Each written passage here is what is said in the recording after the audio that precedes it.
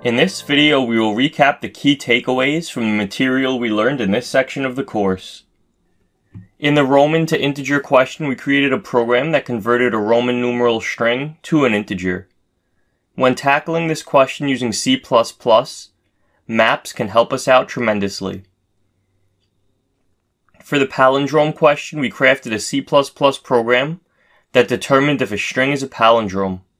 A palindrome is a string that reads the same forward and backward.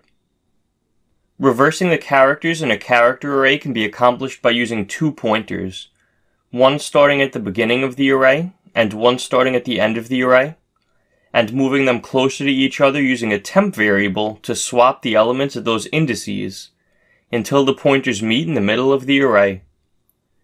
The valid parentheses question gave us an opportunity to use the last in, first out, or LIFO property of the stack collection type.